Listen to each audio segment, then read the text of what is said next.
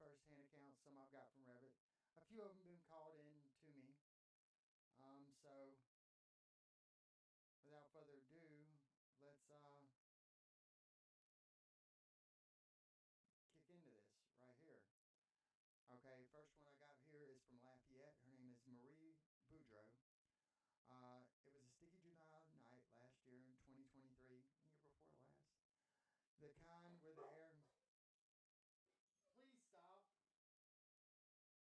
The kind where the air clings to your skin like damp cloth, cotton. I was on my porch in Lafayette, rocking to my old wicker chair, a glass of sweet tea sweating in my hand. The cicadas were screaming in the sugarcane fields across the road, and the sky was clear, stars sharp as pinpricks. I had just turned off the radio. Some Cajun fiddle tune was getting repetitive when I noticed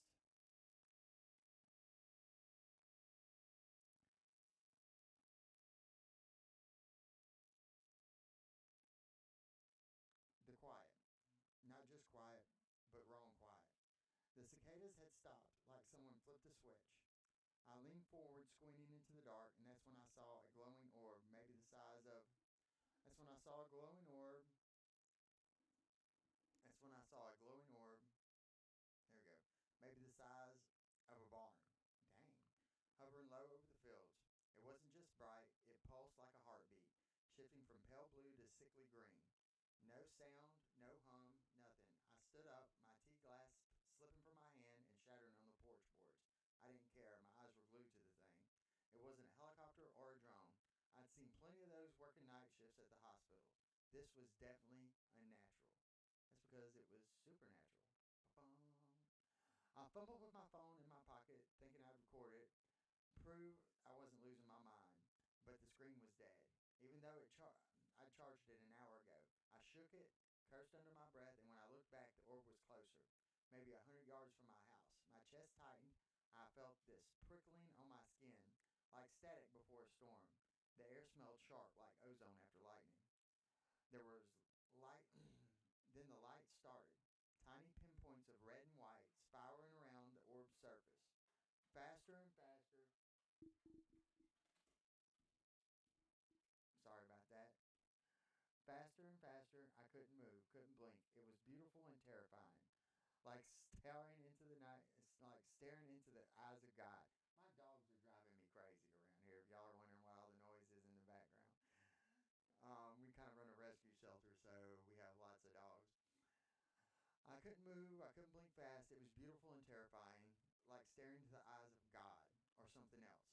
I don't know how long I stood there, but my legs started trembling, and I backed toward the door, fumbling for the knob. That's when I heard it. Not in my ears, but in my head, a voice, cold and flat, saying, "Stay, watch." I froze, my hand on the knob, heart pounding so hard I thought it'd burst.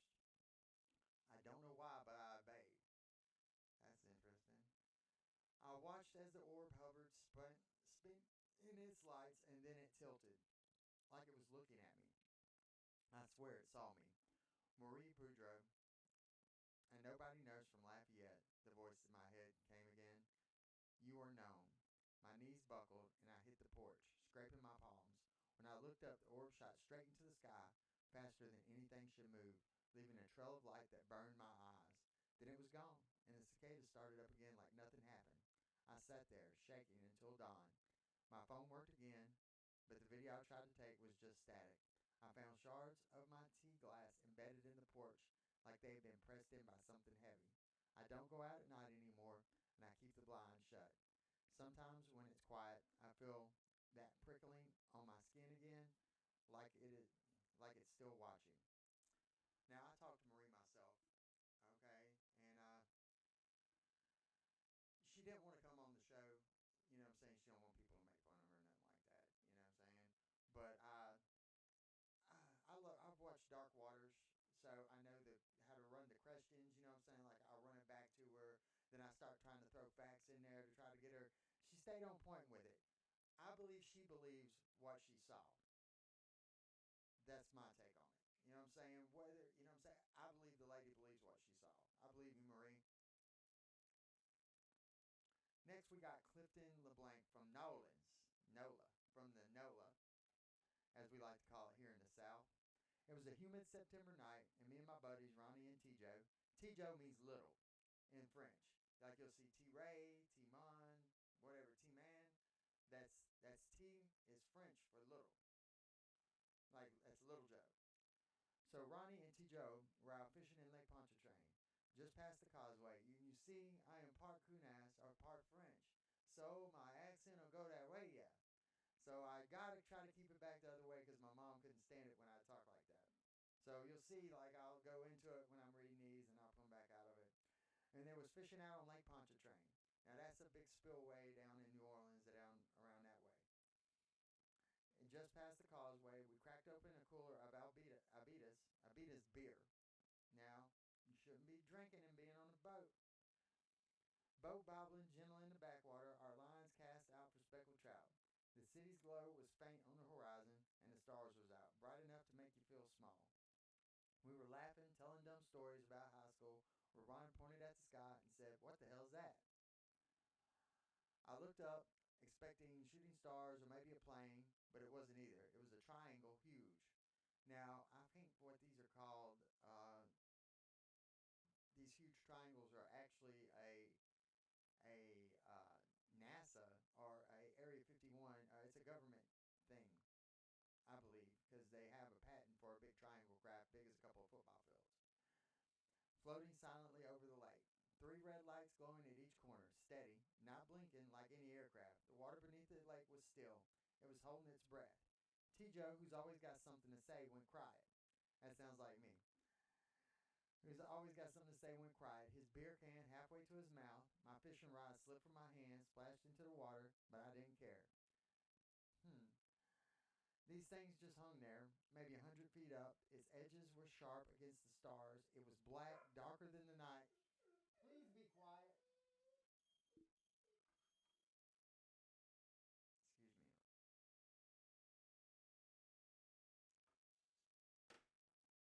Sorry about that. We had a cast and lighten again. Okay.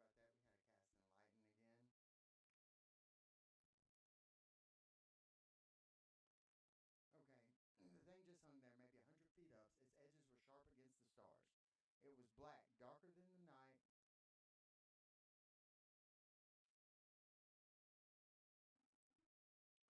Like it swallowed light. And that's probably that military. They have this as zero black paint. It's negative. It absorbs all light. And it's the thing they have. It ain't no drone. Ronnie nodded, his eyes wide. We'd all seen military choppers over the lake before, and this was no chopper. It didn't make a sound. It didn't stir the air. My skin crawled. I smelled something metallic like pennies in your hand. That's interesting. I grabbed the boat spotlight, flicked it on, and aimed it at the triangle. The beam hit it, and for a second I saw it surface, smooth like polished obsidian, with faint lines crisscrossing it like veins. Then the spotlight died, just went out. Even though the battery was new, TJ cursed and tried the outboard motor, but it wouldn't turn over. We were stuck dead in the water, staring at this thing.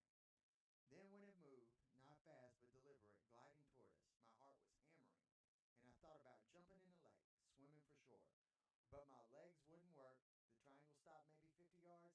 50 yards is pretty close, buddy. That's a first-hand view. 50 yards. That's half a football field. If you can't see a half a football field and identify what it is, you know what I'm saying, then you're blind. 50 yards away, and one of its red lights flared brighter, like it was an eye waking up. I felt pressure in my head, like someone squeezing my skull. And then my vision blurred. Rami grabbed my arm, hissing, "Cliff, you see that?" I didn't answer. I couldn't. I started feeling the light. I was staring at the light, feeling like it was pulling me in. Then, just as sudden, the triangle shot off, straight east over the lake, faster than anything I've ever seen. It was gone in a blink, leaving a fake shimmering in the air, like heat waves. The motor roared to life, and the spotlight flickered back on. We didn't say a word, just hauled back to shore, our line still in the water. When we docked, my watch was stopped at 1:17 a.m. Ronnie's was too. TJ threw his beer can in the lake and said he was done fishing for good. I ain't been back to Pontchartrain since. I don't look at the sky the same way no more. I mean, that's some good old boys out there. I don't think they seen aliens. What I think they seen was a government op. Too many people seen the black triangles, and there's a patent at the patent office on them. And this is just an old country boys, long haired country boys uh, take on all this. But I think they seen some government officials, and I think they was just messing with them. It seems like aliens, in my life, what I'm saying, aliens only come here because they're like, Epstein clients. They just fly in, what I'm saying, and diddle some people and then fly off. I don't know. What I'm saying. Here we go from Tanya Robichaux. My wife's name is Tanya with an O. This is Tanya with an A. Robichaux. Now that would be Robichaux. We use the AUX as O. AUX is O in Louisiana. In case you ain't heard, AUX is O. Houma. This is from Houma, the big town of Houma. Now my cousin Derek, love you Derek. Peace out there. Shout out to Derek Williams. Chad Williams will be coming in Monday. Maybe they'll be on the show. Uh, I was driving home from my shift at the diner in Houma, sometime past midnight in April. Highway 182 was empty. Just me in the dark. The bayou on one side, scrubby fields on the other. My old Chevrolet was rattling, the radio cutting in and out with some Zydeco tunes. I was bone tired, smelling like grease and coffee, thinking about crawling into bed when my headlights flickered. See, I've heard of this too. The engine started sputtering, and then it died right there in the middle of the road. I coasted to the shoulder, cursing, tried the key, nothing. My phone had no signal, not even a bar, which was weird. There's usually enough to get a call out. The air was thick, humid, with the swampy smell of mud and decay. I got out, popped the hood, but I ain't no mechanic. I was about to start walking when this blinding light hit me, like someone turned a stadium floodlight on. It came from above so bright I couldn't see the stars or the road, just white. I shielded my eyes, squinting, and this right here is a pretty common occurrence, actually, of abductions.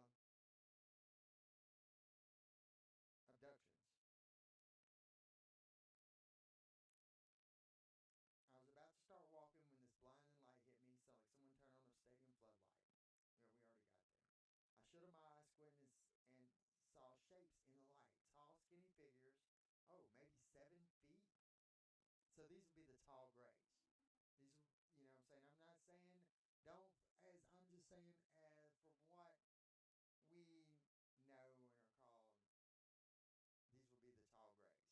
Uh, I want to actually blow my cast up so I could rival with Alex Jones. I'd love to argue with Alex Jones. If you're out there listening to me, I'd love to argue with you. Not argue, but I'm probably on your side most of the time. I just love to be on there. I love Alex Jones. They weren't walking no more, more like gliding. Their arms too long, their heads too big. My heart was pounding, and I backed up against the car. My hands shaking. I tried to scream, but my throat was dry, like I'd swallowed sand. The air felt like electric buzzing against my skin. And I smelled something sharp, like burning wires, which is crazy because like the last people, it was pennies, and this time they're smelling burning rod. One was tasting pennies. These are all textbook what I've heard from other ones. Now I never got to talk to Miss Robichaux, so I couldn't run this. But I'm gonna go ahead and say I can't debunk it. You know what I'm saying? So I'm gonna give her the benefit of the doubt. You know what I'm saying? I try not to post anything that I think is. I got some that are just too outlandish that you just not there's no possible way. You know what I'm saying? People, it's impossible stories. Impossible stories. Um, One of the figures got close, maybe 10 foot away, and I saw its face, if you can call it that. No mouth, no nose, just a huge black eyes shining like wet marbles. It didn't speak, but I felt pressure in my head. There we go with pressure in my head.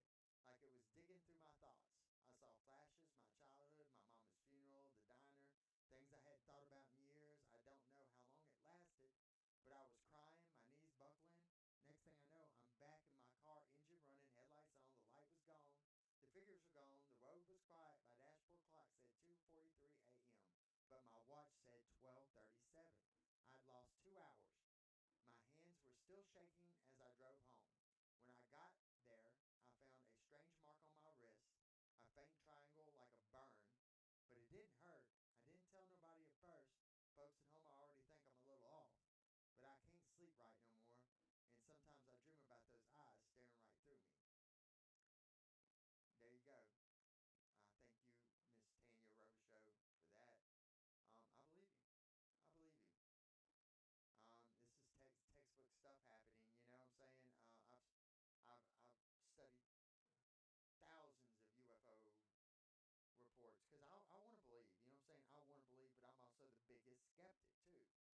saying? And I'm telling you, there's a handful of stuff out there. Whether it's aliens, whether it's our people, maybe it's not. Maybe it's us coming back from the future. Who knows? Who all knows? You know what I'm saying? But nevertheless, I try to figure these things. We're trying to figure these things out, and I'm trying to bring these stories to you. So make sure you like and subscribe so we can continue to do this. And then I will go out and interview and talk to these people once I start making enough money to get a decent vehicle and go. And I'll go anywhere in the country. I really want to do this. I want to see demon possessions. I want to bring these things to you so you can tell whether yourself if it's debunked or not. Like I've heard a lot of stories about the Warrens. We're gonna get with the Warrens. Ed and Lorraine Warren. I think that's gonna be my next one.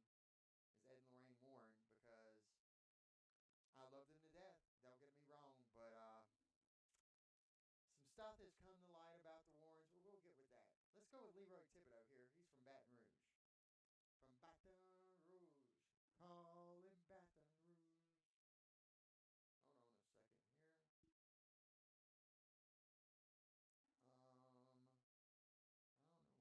I don't know why. Having a hard time with my microphones. So hopefully that's not dead sound on this one. But we're going to keep recording. Okay. It was November and I was deep in the Atchafalaya Basin, hunting deer with my Remington 30-06. I have a Remington 30-06 too. Woodmaster. Best gun you're ever going to get. Got it from my cousin Derek. He went to the big boy with the 308 AR. You know what I'm saying? 30-06 though. I'm not the best shot, so I need a big gun with a big slow bullet. Hunting deer with my old Remington 30-06. The swamp was quiet that morning. Just a drip of water off cypress trees and an occasional splash of a gator. Now, sometimes the splashes aren't gators. Sometimes they're beavers. Most of the time, they're beavers. Occasional splash of the gator and some beavers. I'd set up a blind near a tupelo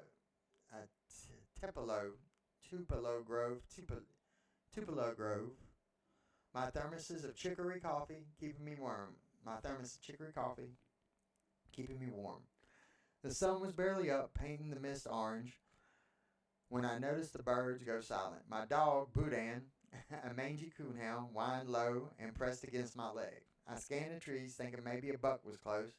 Then I saw it through the fog, a silver disc maybe 50 feet wide, hovering over the swamp. It was smooth like polished chrome, reflecting the sunrise. And when they say that, I always think of Flight of the Navigator. When they talk about the smooth, cigar-shaped ones, you know what I'm saying? It's definitely Flight of the Navigator. Polished chrome reflecting the sunrise in a way that hurt my eyes. No sound, no propellers, no nothing. I lowered my rifle, my breath catching. Boudin growled, his tail tucked. I felt its chill, like the swamp itself was holding a breath. The disc tilted slightly, and I saw a faint glow coming from underside, a pale purple light that a faint glow coming from its underside, a pale purple light that pulsed slow. The water beneath it rippled, but there was no wind. I raised my rifle not to shoot, but to look through the scope. Big mistake. The lens showed me details. Tiny panels on the disc moved like they were alive, shifting and locking into place. My hand shook, and I felt exposed, like I knew it was watching. I lowered the gun, and that's when Boudin bolted, yipping into the brush. I hissed his name, but he was gone. The disc started moving slowly toward my blind. Oh no. My heart was racing and I ducked low, praying the camo netting hit me. The air smelled like hot metal. There we go with that hot metal again, like pennies, hot metal, burning wires, and my skin prickled like I brushed against a live wire. There we heard that again. That's the second one in a row we've heard like the energy in the air. This is interesting stuff. I heard a hum. There we go with that again. Faint but deep, vibrating in my bones. As the light got brighter and I saw shadows moving inside the glow, small, maybe 4 foot tall with big heads. Now these are your textbooks, little big heads. That's what I call them, little big heads. The T-aliens, little aliens. That's what we're going to call them. That's going to be the Kunas name for them, T-aliens. Maybe 4 feet tall with big heads. I couldn't dare move. just clutched my rifle, whispering the Lord's Prayer under my breath. The disc stopped maybe 30 yards away. They getting closer and closer, closer and closer. 30 yards away, and I felt this pull like something was tugging at my mind, telling me to step out to walk toward it. I fought it, squeezing my eyes shut, picturing my wife's face and my kids at home. When I opened my eyes, the disc was gone, the swamp was normal again. Birds chirping, mist curling, Boudin came slinking back, whimpering, his fur matted. My coffee thermos was overturned, the ground around it scorched in a perfect circle. I grabbed my gear and hauled Bud out of there. I not stop until I hit the boat launch. Boudin won't go near that spot no more. I found my scope lens cracked clean through. I checked my watch. Thought it had been there an hour, but 3 hours were missing. I don't hunt no more, and I keep my eyes on the ground now. Okay, that's a good one. There's a lot of stuff. I didn't get to talk to this guy neither. I believe you. I believe you. You know what I'm saying? I can't prove you wrong. And yeah,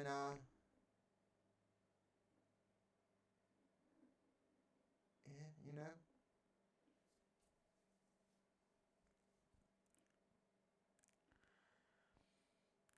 Now we got u.f.o.s, number 5. Here we got u.f.o.s. We're 22 minutes. It was a warm October evening, and I was out in my garden in Opelousas, tending to my okra and my tomatoes. The sun was low, casting a pink glow over the fields, and the air was thick with the smell of earth and jasmine on my trellis. I was humming an old gospel song, swing low, sweet chariot, when I noticed the air get heavy. Like before a big thunderhead rolls in, my chickens in the coop started clucking, flapping their wings. I couldn't even hear no crickets no more. I sat straight up, my trowel in my hand, and looked around. That's when I heard a hum, a low steady drone like a million bees trapped in a jar. It seemed to come from the sky, so I tilted my head back and I saw it. A massive black oval about the size of a water tower, hovering silent over my house. It was smooth, no edges, with green lights spinning slow around its rim like a roulette wheel in a casino. My mouth went dry. My trowel slipped from my fingers,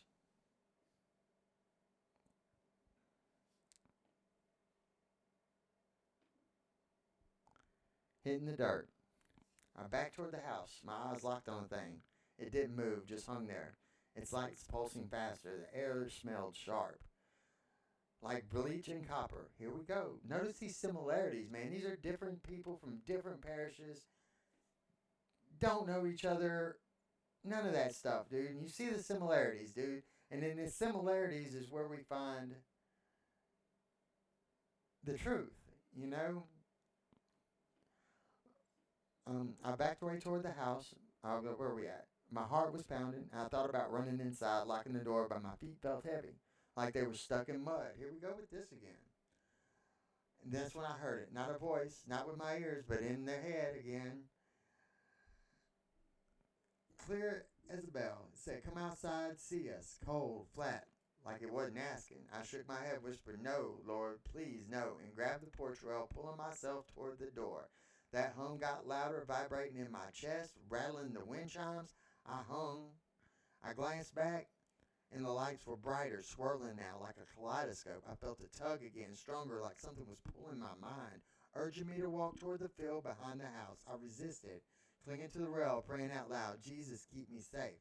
That's when I saw them, shadows in the light, small, maybe 3 foot tall, with big heads and long fingers. These are the big heads, the T aliens, moving, um, with long fingers moving. They moved jerky, like an old film reel.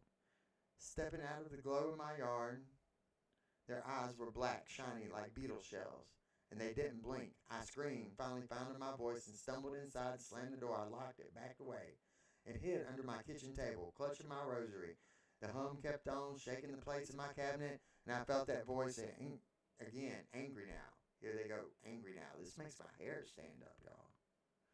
I don't know how long I stayed there, praying and crying, but the hum stopped suddenly, like a rash unplugged. The chickens quieted down, and I peeked out the window. The thing was gone. It was a clear sky, stars twinkling like nothing happened. I didn't sleep the next night or the night after that. My garden's different now. My okra wilted overnight. I found a strange pattern in the dirt. I spiral up tiny holes like something had probed the ground. I don't tend my garden at dusk no more, and sometimes when it's quiet, I feel them eyes on me.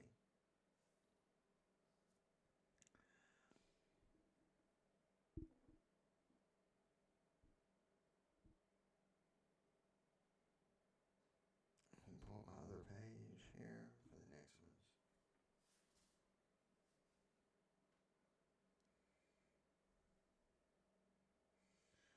Okay, this is from Mr. Andy Dufresne. No, it's Jasper Dufresne from Thibodaux, Louisiana. How you doing down there in Thibodaux? I talked to Jasper, and it was a muggy June night last year. I was out on my shrimp boat. Etoile d'Amour. I don't know what that means in French. In the Gulf of Mexico, about 10 miles. That's the Gulf of America now. Jasper, just saying. America, America, yeah. About 10 miles off the Grand Isle, where the water was calm, black as ink, reflecting the stars like a mirror. I just hauled in my nets. The deck was slick with shrimp and bycatch. The air was heavy with salt and diesel. My radio was playing some old Johnny Cash, crackling through the static, and I was alone, savoring the quiet. After a long day, I was sipping a warm coke, leaning on the rail, when the stars seemed to dim and a cloud had passed over. But the sky was clear. I looked up, and there it was, a glowing spear maybe 30 feet across, raising out of the water. Now these are unidentified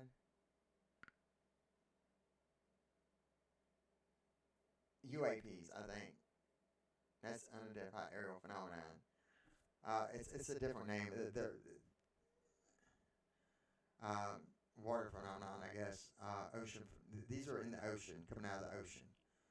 And these are a little different. It's a glowing spear, like a moon breaking the surface. It was bright, pulsing from white to a deep amber, silent as death. No splash, no ripples, just this thing hovering, dripping seawater that glittered in its light. My heart skipped. I dropped my coat. The can rolled across the deck. I've seen ball lightning. I've seen water spouts. All kinds of Gulf weirdness in the 20 years of shrimping. But this wasn't natural. The air felt thick, pressing on my chest. I smelled something sharp, like burning plastic. There we go. I grabbed my binoculars from the wheelhouse, my hands shaking, and focused on the spear. Its surface was smooth, almost liquid, with a faint pattern swirling like oil on water. I swear I saw shapes inside, shadows moving, too vague to make out. The radio cut out mid-song, replaced by a low hum that vibrated my teeth. My boat's lights flickered, and the engine sputtered. Even though I had serviced it last week, I tried to throttle, but it was dead, leaving me drifting under this thing. The spear moved closer, maybe 50 feet above my boat. Now that's 50 feet's a lot closer. You know what I'm saying? You know, 50 feet's a lot closer. It's about half of what the other one was at. My feel, but I felt a strange calm, like I was floating in a dream. But my fear was still there, but buried, like something was soothing me against my will. I couldn't look away. My eyes locked on those swirling lights. That's when I heard it. It was a voice, not out loud, but in my head. That's where they always seem to be from, right? In your head. So, clear and cold, you are seen. My knees buckled. I grabbed the wells, my knuckles white. The voice came again. Do not fear, observe. I don't know why, but I nodded like I was agreeing with it. Then the spear's light brightened, and I saw more clearly. Its surface wasn't just smooth, it had tiny shifting panels like scales on fish. Clicking softly, the hum grew louder, and my skin prickled like I had touched a live wire. Then the spear tilted, and a beam of light shot down, not at me, but at the water beside my boat, and the sea boiled where it hit, steam rising. I swear I saw something move in the depths. Long, thin, not a fish or a shark. I backed into the wheelhouse, praying under my breath. My mama's old French rosary clutched in my pocket. We are a lot of Catholics down here in Louisiana. If you hear us, a lot of stories about rosaries. That's our go-to thing. I'm not even Catholic. I got 3 rosaries. Baptist, backslide Baptist there. The beam snapped off, and the spear rose. Slow at first, then shot into the sky, leaving a trail of light that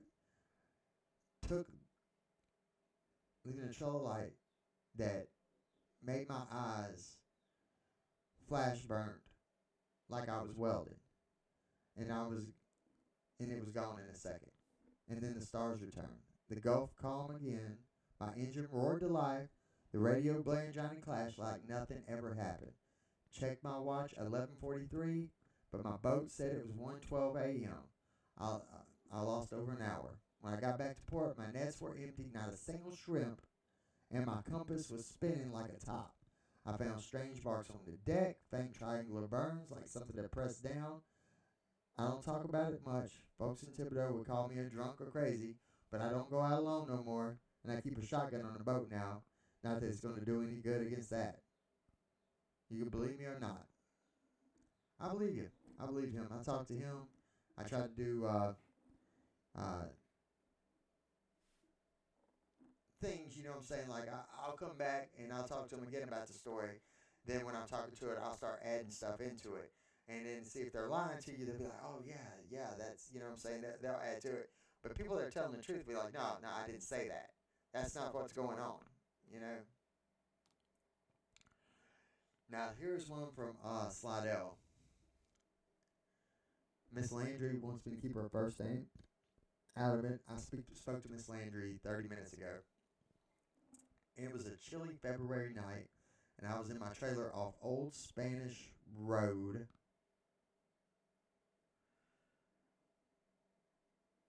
Oh, off Old Spanish Trail, my bad. Trying to sleep. The swamp behind my lot was alive with frogs and owls. The calls drifting through my cracked window.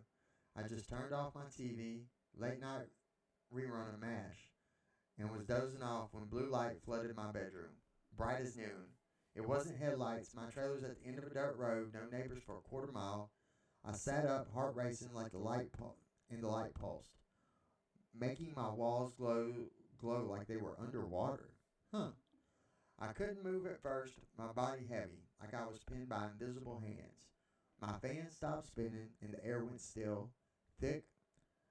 There was a penny-like metallic smell, like old coins. I forced myself to the window, peeling back the curtains, and I saw it, a massive craft, shaped like a flattened egg hovering over the swamp. It was silver and the surface rippled like mercury.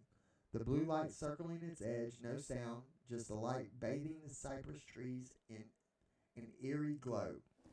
My legs shook and I couldn't look away.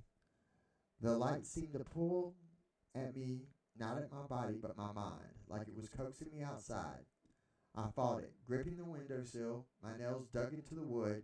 That's when I saw them, small figures, maybe 4 feet tall, standing on the edge. It's the T-aliens, yeah. T-aliens there again. Coonasses ain't very tall neither, so that's how they were gray, their skin was shiny like wet clay with huge black eyes that reflected the light. They didn't move, just stared. Like I felt a pressure in my head, like someone's flipping through my memories. I tried to scream, but my throat was locked. One of the figures raised its hand, or whatever it was, long and thin. I felt a jolt, like a shock from a bad outlet. My vision blurred, and I saw flashes. My childhood fishing with Pawpaw. My ex's face. The day I lost my job at the dollar store. It was like they were downloading me piece by piece. I don't know how long it lasted, but I collapsed, hitting the floor. When I came to, I was back in bed, the light gone, the swamp noisy again. My clock said 3:50 a.m., but my watch still on my wrist stopped at 1:07. Checking my window, no craft, no figures, just mud and moss. But my arm had a mark, a faint circle, red and raised, like a brand. It faded in a week, but I still feel it sometimes, like a little something under my skin there. And he showed me a picture of his arm. I mean, I don't know. He just we were talking over like Messenger. So he showed me his arm, and it does look like something faint, maybe like a raised brand, you know. Uh, his fan blades were bent like they had been twisted. My TV hasn't worked right since, showing static with all faint shapes moving in it. Whoa. I moved out of that trailer last month, but I still dream of those eyes watching me in the dark. Now, this is a guy from here who moved down to Morgan City. I went to school with him. His name is uh, we call him Remy. Arsenault. His last name is Arsenault. Yeah, he's been living in Morgan City. He was walking home from Boudreaux's bar in Morgan City, which is a little bar. Boudreaux's, I think, it's a strip club too. A little buzz from a few beers. The streets were quiet, and it is dark. Morgan City shuts down at night. There was some hums of street lights and distant croaks of bullfrogs from the Chapala River. I was cutting through a vacant lot near Berwick Bay, the grass crunching under my boots when I saw a glow in the sky, orange like the harvest moon but too low. Too bright, I stopped squinting, thinking maybe it was a flare from the oil wig, but it wasn't flickering. It was steady, growing bigger. The glow took shape like a cigar craft, maybe 100 feet long. Its selfish dull, but the shimmering like a tarnished brass, it glided silently over the bay. No engines, no wings, just floating. My buzz was gone, replaced by cold sweat. The air smelled like ozone. And that ozone smell, that's after it rains. It's when you're ozone. So after it rains, that smell, but I pulled my phone out to take a picture, but the screen froze, then went black. I shoved it back in my pocket and kept watching. My feet rooted to the ground. The craft slowed, then stopped, hovering over a field across the road. Its lights pulsed. I felt vibration in my chest. I felt vibration in my chest, like standing too close to a speaker at a base de deux. But I don't know why, but I started walking toward it. My boots crunching louder in the quiet. The closer I got, the stranger I felt. Like I was being pulled, not by force, but by curiosity. Like it wanted me to see it. The field was muddy, smelling of swamp gas, and I stopped maybe 100 yards from the craft. That's when I saw it movement, small shapes, maybe 3 or 4, stepping out of a hatch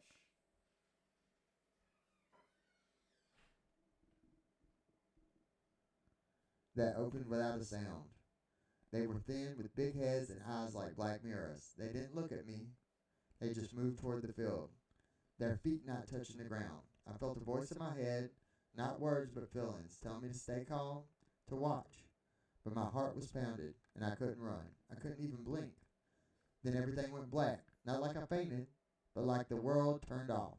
Next thing I know, I'm in my bed, clothes on, boots caked with mud. Don't remember stepping in. My clock said 5:52 a.m. But my bar receiver showed that I left at 11:30. I had lost hours. My phone was dead, and when I charged it, the photos I had taken earlier that night were gone, replaced by a single blurry image of an orange light. I found a strange rash on my leg, like a tiny pinprick in a spiral, and my boot had a metallic residue that wouldn't wash off. I don't drink at Boudreaux's no more, and I take the long way home avoiding that bill. I'm going to read them all till we get an hour's worth here, and then I will cut. Right here, we have Miss Como, and from Abbeville. It was a crisp October morning, and I was in my backyard in Abbeville picking pecans from the tree my daddy planted when I was born. The air was sweet with fallen leaves and the faint smoke of a neighbor's burn pile. My radio was tuned to a Lafayette station playing some um, Clifton Chenier Zydeco, and I was singing along. My basket's full of pecans. The sky was blue, not a cloud, but the wind died suddenly. like someone closed a window, and my radio cut to static. I frowned, tapping the radio, then I felt it, a pressure. Like the air was too heavy. My dog's too much named Gumbo and Roo. I have a dog named Gumbo too. Started barking, running to the fence, their hackles up. I looked where they were staring, and my breath caught. Over the rice fields behind my house was a huge flat craft shaped like a stingray, its edges glowing with lights like a Christmas tree. I looked like they were fence up the hackles up. I looked where they were staring. My breath caught. Over the rice fields behind my house was huge, flat craft shaped like a stingray, its edges glowing with light like a Christmas tree, red, blue, and green, blinking in patterns. It was silent, maybe 200 feet wide. Whoa, that's a big one. Floating low enough that I could see its underside, smooth and dark like a storm cloud. I dropped my basket, pecans scattered, and back toward the house. The air smelled like hot asphalt. That's a new one. That's the new one. We've heard a lot of different smells, but hot asphalt. The air smelled like hot asphalt. My skin tingled. Well, like I'd walked through a spider web. Gumbo and Roo were howling now, but I couldn't move fast. My legs felt like they were in molasses. The craft's light spun faster, and I felt a pull. Not physical, but like something was in my head. Like a voice whispered, "Come closer." I shook my head. I didn't want to. I hid behind the pecan tree, peeking out, my heart hammering. The craft didn't move, just hovered. Its lights hypnotic. I saw tall, thin, moving slow. They were studying the field. My dogs went quiet. I risked a glance at him. He was lying down, whimpering. The voice came again, louder. "You are needed." My vision swam, and I saw flashes. My kids' faces, the old job at the shrimp plant. I dreamed I had about flying over the bayou. Uh, it was like they were taking my life apart. I prayed, clutching my mama's old cross necklace, and stumbled toward the door. The craft's hum started, then a low and deep, bone deep rattling in my teeth. I got inside the locked door and hid in a closet.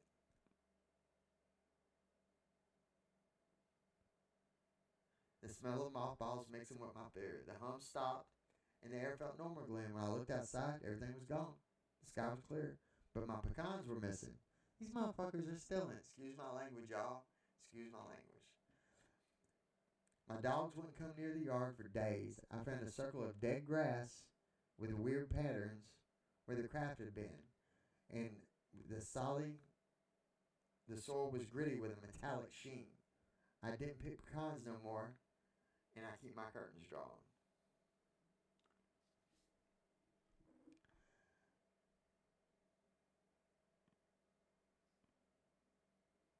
And here we got Antoine Guillory from Lake Charles. Last July, I was working the night shift at Sasso Refinery in Lake Charles, monitoring pipelines. Um, Out back in the marsh, usually you hear lots of cicadas.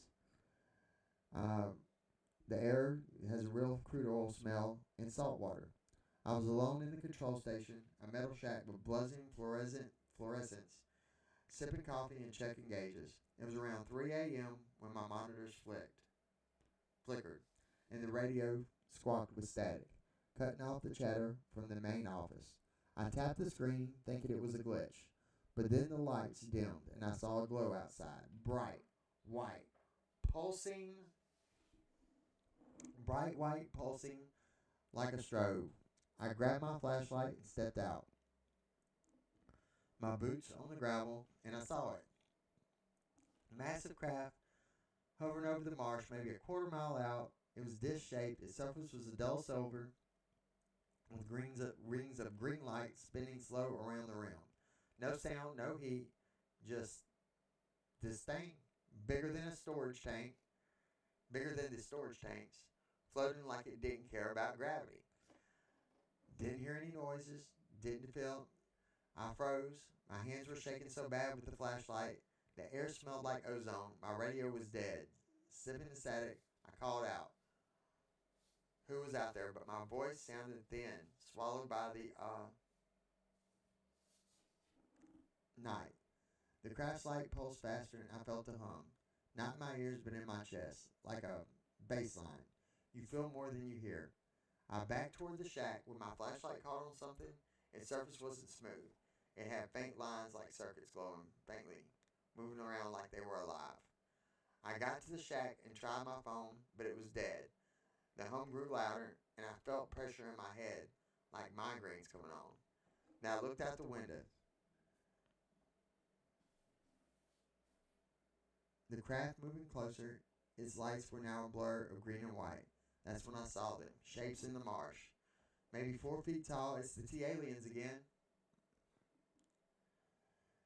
with big eyes reflecting the glow. They weren't walking, no more floating. They weren't walking, more like floating. Their heads tilted like they were curious. My skin crawled. I could hear their voices saying, "Stay, learn." See, they don't seem like, I don't know, the big ones seem scarier. I slammed the door, locked it, because he wasn't having this shit. My boy wasn't having this shit. I slammed the door, locked it, hid under the desk. My flashlight clutched like a weapon. The hum shook, rattled the windows, and I prayed, my lips moving silently, my vision blurred, and I saw flashes. My kids first. It's like they flipped through my head like a Rolodex. Then the hum stopped, and the lights went normal. I waited, shaking, until I heard the cicadas. When I checked outside, the craft was gone, the marsh docked, my coffee was cold, my flashlight lens was cracked like it had been heated. I called my supervisor, but by the time he got there, nothing was left but my story. He laughed and said I'd been up too long, but my watch said it was 3:03 a.m., and the planet's cameras had a glitch out for 20 minutes. I found metallic dust on my boots, and sometimes I feel that hum in my dreams, like it's still out there waiting. Okay. Now, now that is an interesting set of circumstances. I agree. Don't you? It's an interesting set of circumstances. You know, I mean, all those stories are believable. You know, I have tons more. Um, what I'm trying to find now is I'm looking because we got 10 more minutes. I'm gonna cut it short of that. But next time I come, I'll bring some of the documents on the crafts and stuff like that. But I want y'all to like and subscribe, man. And if you don't have a lot of subscribers and you're trying to do your YouTube thing, I'll check. Hit me up. I'll like and subscribe your channel. We need to look out for each other as YouTube artists and stuff going there. I want to thank y'all. Thank y'all for coming. Thank y'all for staying here for 54 minutes. Please give a like. Please subscribe. My name's Daniel Tyre, and this is Swamp Ninja. I want to thank everybody out there. From the Bayou. Yeah. Thank y'all so much.